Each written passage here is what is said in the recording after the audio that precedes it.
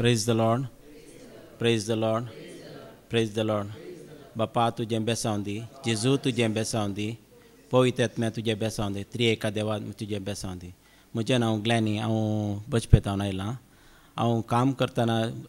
फस्ट 1993 हांव कुवेटांत गेल्लो ते जाल्यार हांवें चिंतलें देवा म्हाका एक 5 वर्सां म्हणी कुवेटांत काम दिवन देवान म्हाका इतलें वर्सां दिलीं की 31 वर्सां भितर देवान म्हाका पावयलें आतां पळय बॉल बलायक दिली हांवें चिंतल्यार लायसन्स म्हळ्यार तेंय म्हाका देवान दिलें सगळें म्हाका देवान फावो केलें त्या खातीर हांव धन्य देवाक अर्गां दितां तशेंच म्हाका हांगा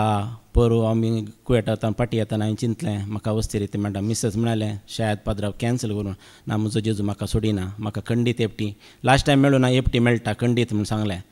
तूं कशें सांगता म्हण जाल्यार म्हजो जेजू म्हाका खंडीत दिता म्हाका पावयता खंडीत पावयता म्हणून हें सत जालें पाद्राबाईन सांगलें हांव कॅन्सल करना म्हाका हें आमकां दिल्ल्या देवाक हांव काळजांत हांव अर्गां दितां thank you Jesus thank you Jesus thank you Jesus आनी प्रत्येक जावन पयलीं हांव कोणाक मागतना म्हणटालो तुमचे हात पांय मोडल्यात घेवन ना हें हांवें केल्ली म्हजी म्हजो एक हंकार आहलो त्या खातीर हांव ही साक्ष दितां कित्याक म्हळ्यार पयलीं हांव कोणाक म्हणटालो तुजे हात पांय मोडल्यात म्हण ना तशें न्ही हांव आतां म्हणटा कोणाक की तुमी मागा देवाचें बेसांव तुमकां मेळटा हांवूय मागता म्हज्या एक कलीग एक हिंदवाचो एकलो आसलो ताका सगळ्यांनी सांगलें की तुजे मिसेस हें जायना हांवें सांगलें देवाचेर म्हज्या देवाचेर म्हाका भरोसो आसा तूं हें वचता हांवें काल न्ही वस्ती रेती येवच्या पयलीं फोन केल्लें आतां इल्ली चलता खंय त्या खातीर हांव धन्य देवाक काळजांत अर्गां दितां कित्याक म्हळ्यार म्हजे जेजोडी आसली ती ताकद कोणाय कडेन ना खंयच्या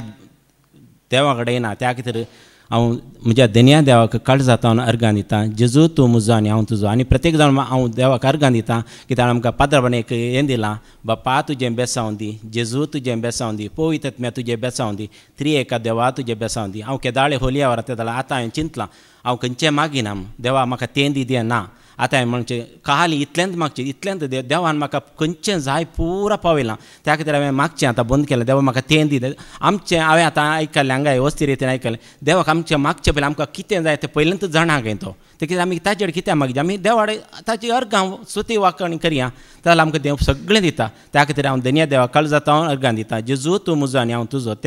thank you Jesus thank you Jesus thank you Jesus